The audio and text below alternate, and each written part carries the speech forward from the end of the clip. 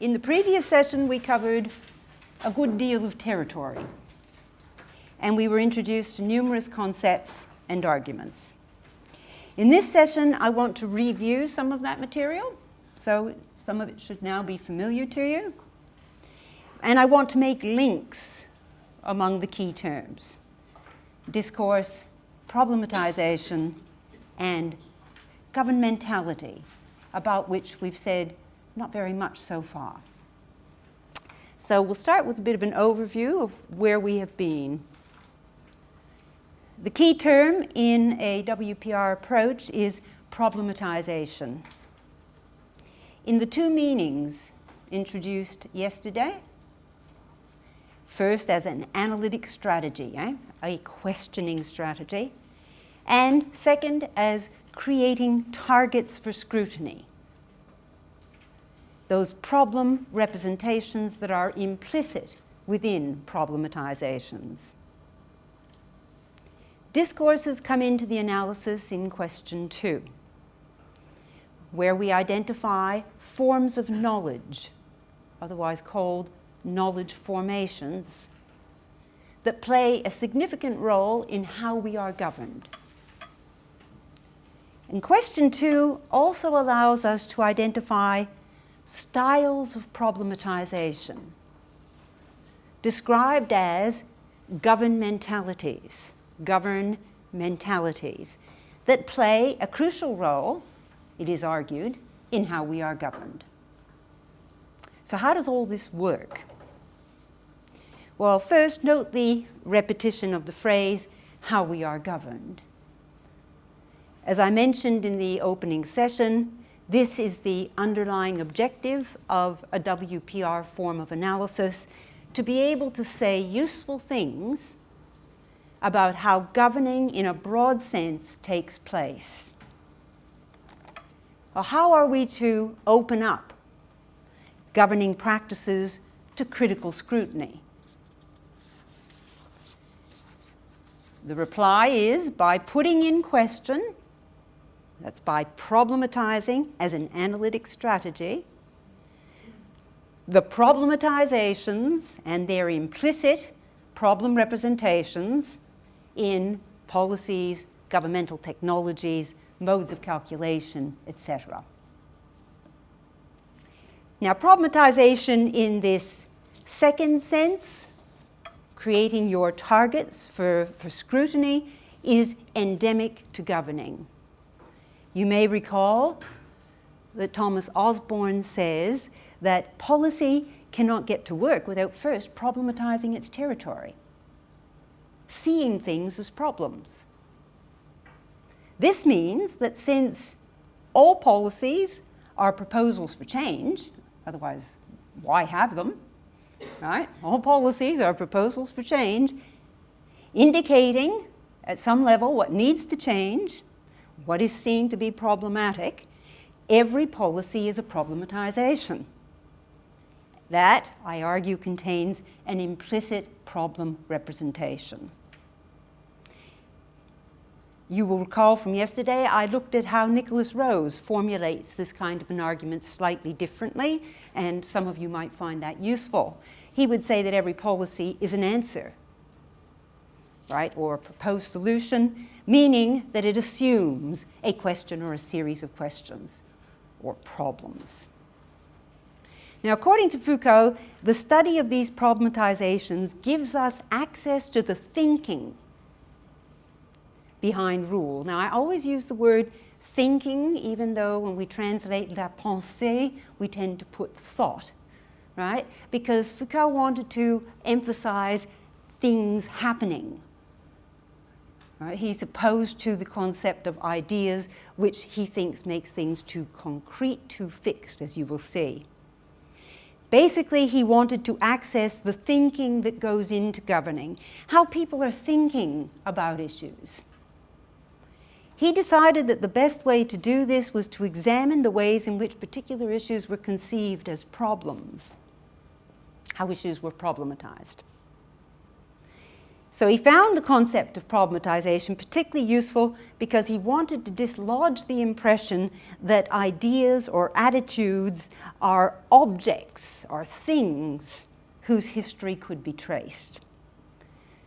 He challenged the tendency to view ideas as free-floating things that could be picked up or not.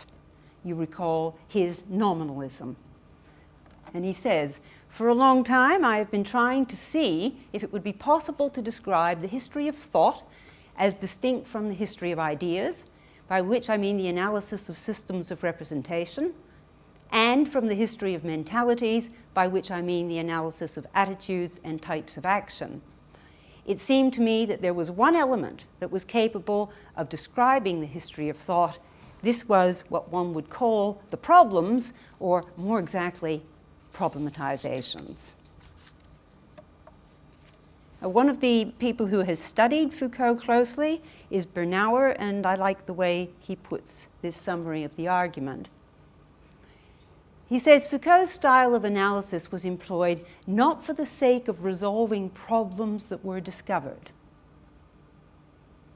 but rather of overturning the unquestioned status that these historically contingent problematizations, note the capital letters there, our focus in a WPR analysis, the status that these historically contingent problematizations held in determining our contemporary practice of thought. So his focus is not problems, but problematizations. Now, we saw in previous sessions how the WPR approach takes up Foucault's suggestion that practical texts, decrees, regulations, pieces of legislation are useful entry points for identifying problematizations.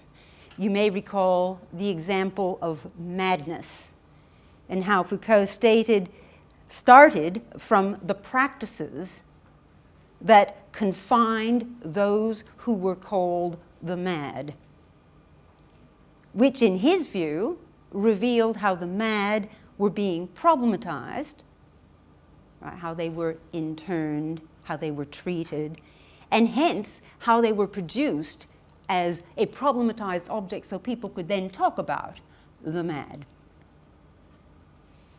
So using proposals or proposed solutions, policy and otherwise, Rose calls them answers, as practical texts, taking up Foucault's recommendation, I argue that it's possible to work backwards to determine how an issue is being problematized. By working backwards, I'm referring to that conceptual starting point for the approach that you are probably now a little bit sick of. I could perhaps get us all to chant it together. That what we propose to do about something reveals what we think needs to change, what we think is problematic, and hence what the problem is represented to be. And it's on the basis of that argument that I suggest that it's more useful to say that we are governed through problematizations rather than through policies. We are governed through the ways in which issues are problematized. Right? We are governed through the ways in which issues are problematized. So how does the focus on problematization affect our understanding of governing? You might notice that I use the word governing rather than governance. I sometimes slip and use governance. It seems to me that, once again, this is a word that has proliferated and has been taken up in many, many different approaches, and hence some of those I find quite problematic. So I find if I try to make an effort to keep the focus on things that are happening, thinking, governing, it keeps the focus on practices. The focus on problematizations in policies broadens the ambit of our analysis from governing in a narrow institutional sense, conventional politics, to the full array of socially produced knowledges that form part of governing practices. I think it's time to look at a bit of an example. All right, here we're looking at something quite simple. This is the expenditure details in the 1995-97 National Youth Suicide Prevention Strategy. We have 12 million being directed to enhance counselling services, 3 million to parenting programs, 2 million to the education and training of professionals, and 1 million for research activities. Okay. What can we say about governing practices based on this practical text? I'm suggesting here that you can treat expenditures as proposals. Rose would say answers. Right? They're proposals about what needs to change. So what needs to change? It indicates here that 12 million, the bulk of the money, has to go to counselling services. Right. So if that's the proposal, can we see an implicit problem representation within that kind of proposal, that kind of expenditure? Well, it indicates that the problem is seen to be something to do with the heads or psyches of those contemplating suicide. Right? If the bulk of the funding goes into counselling, the suggestion is that those who are contemplating suicide need counselling. Clarification exercise, right? Start asking about the knowledges that underpin that problem representation. We've got our psychiatry, we've got psychology, we've got education. The professionals are being trained to do it. Right? So there's an awful lot more going on in this document than simply a listing of expenditures. The family and parents get a nod. They're mentioned, and you know, sometimes you can blame the parents, right, for whatever's going on. But all the interventions focus on individuals or individuals in families. So you can then start to say, well, what is not being discussed? All right, what is our question 4 kind of lurking here? Well, there's no discussion of the conditions that promote suicidal ideation or suicidal behaviors. Okay, there's an absence, a silence on the conditions. So it produces, the argument here is that in this instance we are governed through the production of suicide as an individual psychological problem. Now we took that out of a very simple overview of something quite stark, and that's expenditure details on a particular program. I hope that you can also see how we were looking for question 2, and we were looking for the knowledges at work, right? And the questions all kind of float around in your mind when you're doing this sort of analysis.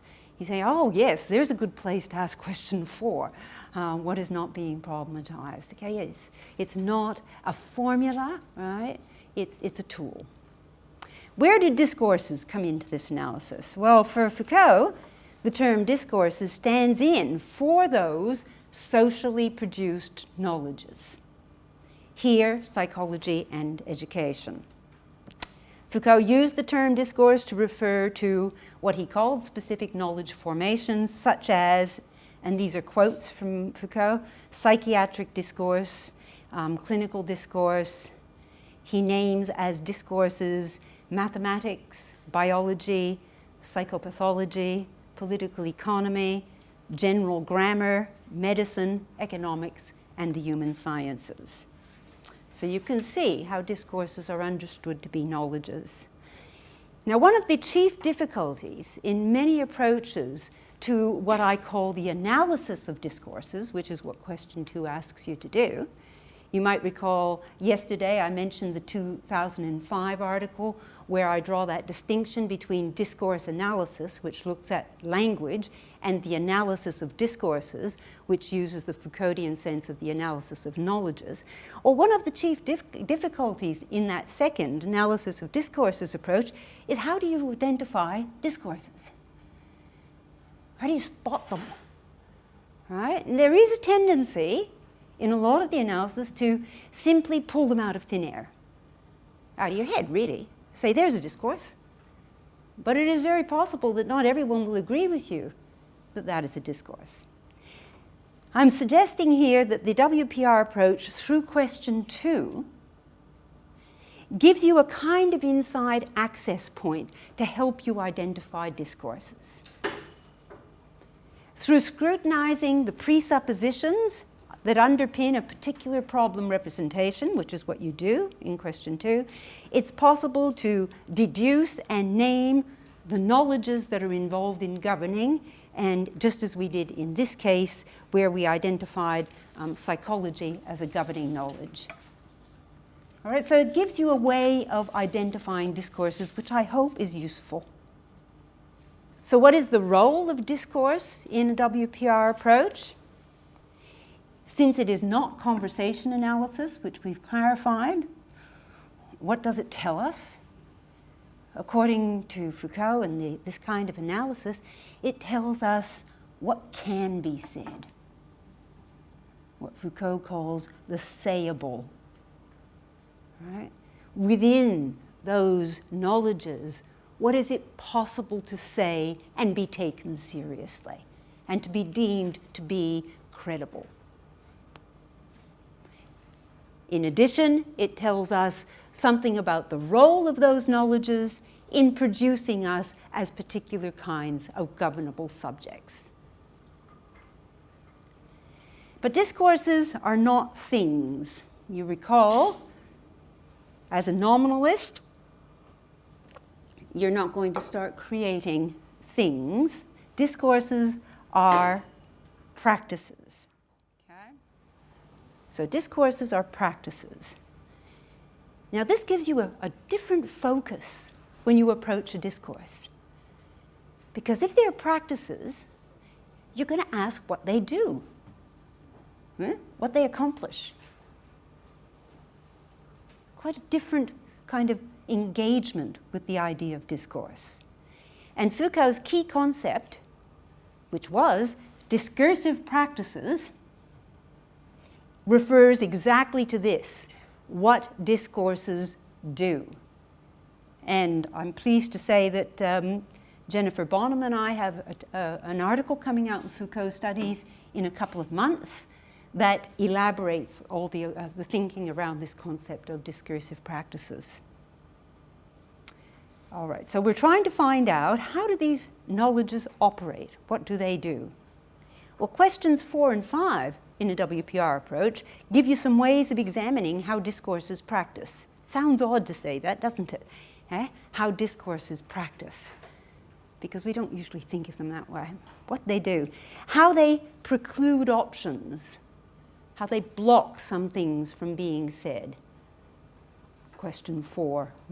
How they install certain truths. So that's one of the things that they do. How they're involved in the process of subject formation. That's another thing that they do. And how they are involved in the production of lived effects. Another thing that they do. Now, Foucault is not specifically interested in the question of where discourses come from. But he does argue that it's critically important to trace their genealogy, which is question 3. Why is this? Because he wants to ensure that current discourses are conceived as contestable. You recall that phrase, historically contingent problematizations. When something is contingent, it could be otherwise. You will recall then a genealogy, the point of those detailed descriptions of the multitudes of practices is not to say that there's a teleology and it had to end up here, but to say, oh, it could have gone off there, or it could have gone off there. All right? Because if we are engaged in a struggle over knowledge, which is what Foucault says we are engaged in, it's very, very important to be aware of the fact that we are not stuck here with what we've got at the end. Discourses are plural and at times contradictory, highlighting their malleability. Okay, this moves us to our third theme, The proposal that I made above, that we are governed through problematizations, which I hope now makes some sense. Okay? We're governed through the ways in which problems are conceptualized, brings together Foucault's concepts of problematization and governmentality. Now, Foucault used the term governmentality in two different ways. In a very general sense, he used it to refer to the different kinds of thinking, govern mentalities, associated with particular approaches to governing. For example, you can talk about a neoliberal governmentality, or a social or social democratic governmentality, or an authoritarian governmentality. So it's to identify a way of ruling, a pattern of ruling. He used it in a more specific sense to refer to the form of rule that emerged in the late 18th century, that started to focus on population rather than territory. Right? So governing through population, counting things, counting people, counting rates of things. Epidemiology is a classic case. In that first general sense, which we're going to focus on here, governmentalities are the patterns in the thinking behind forms of rule. There's lots of different ways of talking about that, right? You're going to see that sometimes they're described as governmental rationalities. It's not my favorite phrase because we tend to think of rationality as being rational, and it's got nothing to do with being rational. I prefer governmental rationales, which is also used. Okay? It's kind of an explanation of how rule takes place, a justification for how rule takes place. Or you can talk about them as background motifs. I'll give you another way of thinking about them in a moment. They are the background thinking that makes governing possible. And crucially, they are styles of rule that reflect problematizations. All right, so there's the link. There is the link. If you want to find out if there is a governmentality at work here, a particular style of rule at work, where are you going to go? You're going to go to the problematizations. You're going to see how they construct the problem. And then you will be, hopefully, able to see a certain pattern emerging. Now, Dean and Hindus make this link explicit, so I've put them as an example. And they describe a neoliberal, and they use the phrase mentality of rule, as a style of problematization, a mode of reasoning that can best be identified by examining problematizations. Can you see the link there between, because that's a hard one, between the concept of problematization and governmentality? It gives us an additional reason for studying problematizations. It gives us an additional reason for, going berserk in question 2. Question 2 has a lot of different kinds of work that it can do. And looking for styles of rule is one of them. So what they are saying, Dean and Hindus, is if you want to understand how governing takes place, you can gain an insight into specific modes or ways of governing through studying problematizations. Now, they are particularly interested in describing the form of rule called neoliberal. And they show how it is identified with a style of problematization. All right, so they're looking at explaining this particular form of rule called neoliberal, and they look at how problematization assists them in thinking it through. They find a style of problematization that holds individuals responsible for their own health, welfare, etc. So they identify a neoliberal governmentality as a style of problematization in which political subjects are constituted as the problem and as responsible for where they end up in life, how sick they get, how well they do at university. It's all over to you. Okay? We're going to be coming back to that theme. Now, it's important to distinguish governmentalities from ideas, and there's a suggestion that you can conceive of them as diagrams. You can get kind of mental images of them, diagrams of rule. And the classic example of this is the panopticon. The panopticon is an institutional building that was designed by Bentham.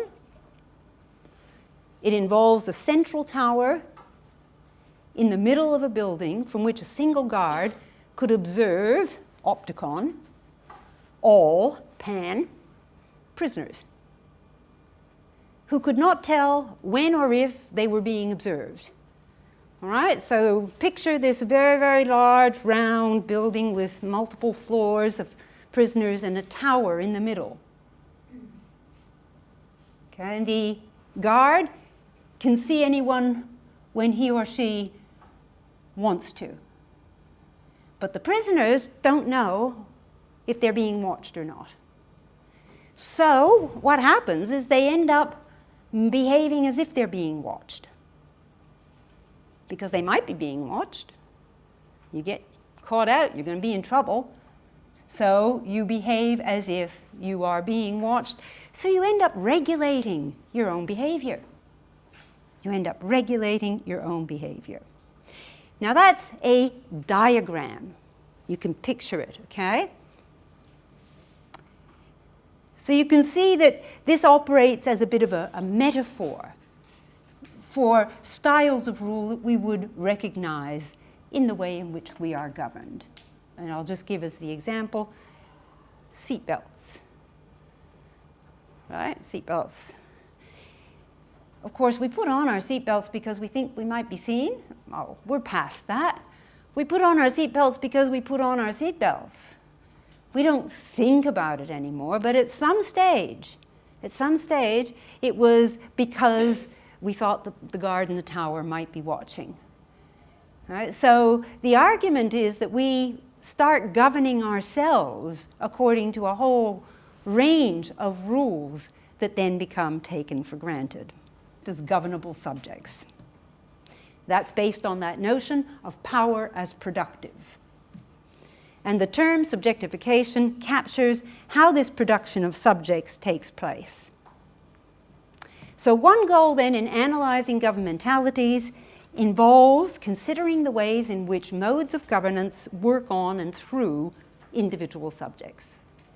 And we're going to use as our example HECS, the Higher Education Contribution Scheme, to see how modes of governance work through individuals, subjects. So the scheme was introduced in 1988. Students were required and are required to pay a portion of the cost of their university study. Loans are established, which students have to pay back once they have graduated and are earning a specific level of income. Now, in analyzing policy, I applied the WPR approach with all 6 questions and the undertaking to the HECS scheme. Here, we're going to zoom in on how subjects are constituted within this particular legislation and its accompanying mode of governing. Simon Marginson has done some really useful work on this topic. He argues that the HECS scheme produces the subjects it assumes. All right, I'm going to run through that a bit more closely. The HECS scheme produces, in that sense of constituting, the subjects that it assumes. So it's productive in producing a particular kind of subject that actually underpins the legislation in the first place. How so? Well, The scheme assumes that students enroll in higher education to improve their career prospects.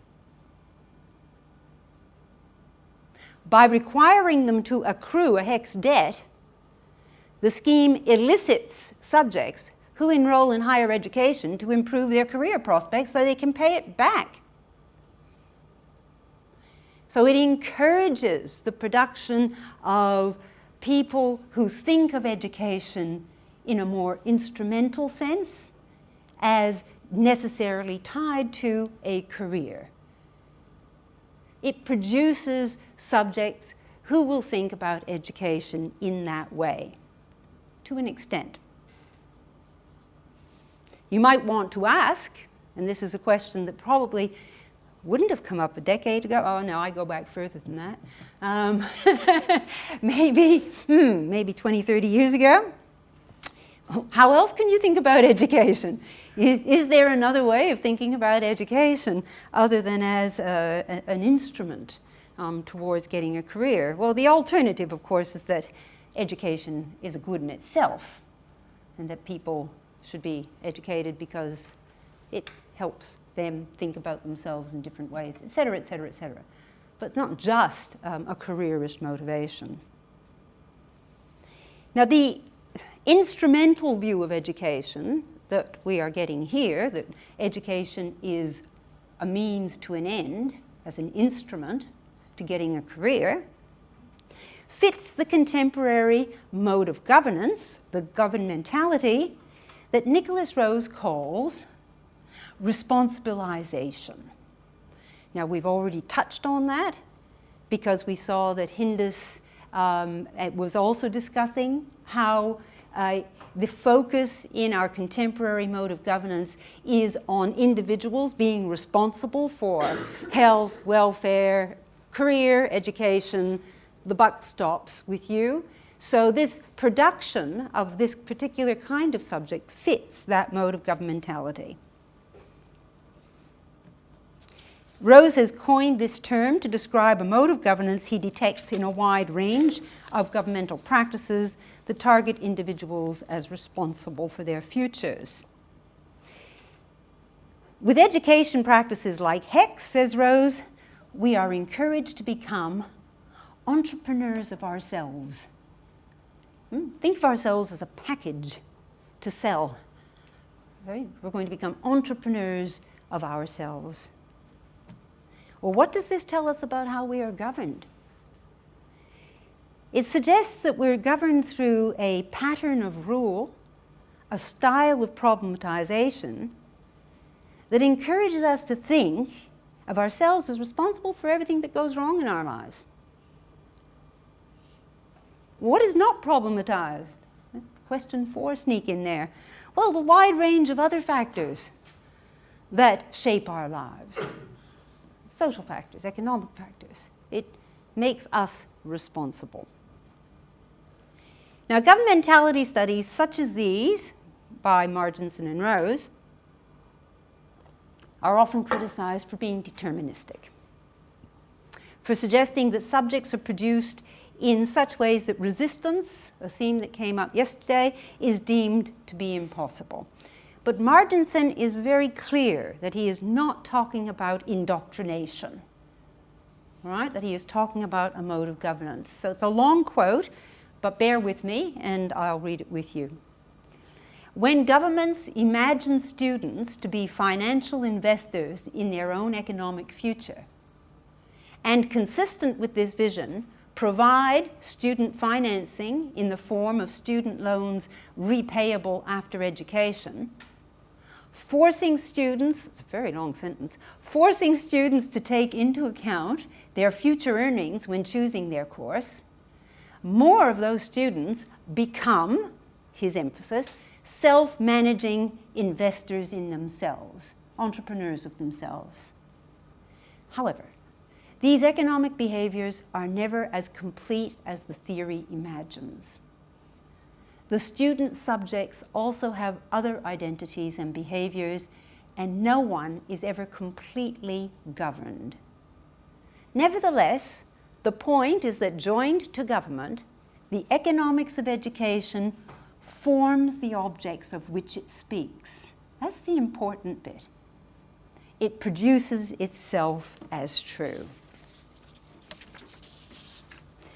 So even though we are not determined by these motifs of rule, we should get a little bit of a warning here about the need to think about how we problematize things, right? That there might be ways outside of the dominant ways of thinking about some of the issues that are important in your lives. So you recall yesterday I was saying this is an important task but not an easy one. And how are you going to try to interrogate your own representations of problems? I suggested yesterday the usefulness of comparisons, comparing problematizations and self-problematization, applying the 6 questions in the WPR approach to your own proposals.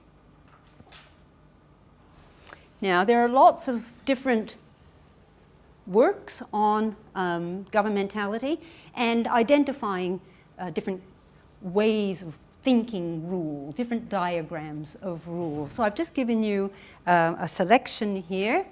I was thinking of Walter's just the other day as I was driving home, because Tony Abbott was on and he was saying in one of the many speeches that he's been giving overseas at the moment that it was really important to focus on, let's see if I can get it right, security of resources, security of energy, security of, there's a third, security of food.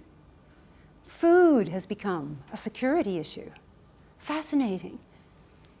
Okay, this would not have happened. Well, you wouldn't talk about food security 20 years ago. All right, so it's a way of framing an issue that deserves interrogation. Walters does some brilliant work on that topic. Now, there are also debates about whether or not governmentality is too sweeping a concept, and you have to be careful using it. Right? If you say this governmentality is operative in this condition, in this situation, everything gets swept away with it. And I don't think that that is what Foucault intended. So in analyzing policy, I talk about hybrid forms of rule. Recall that Foucault spoke about a triangle of rule, including sovereignty, discipline, and governmentality. He never said that governmentality replaced discipline.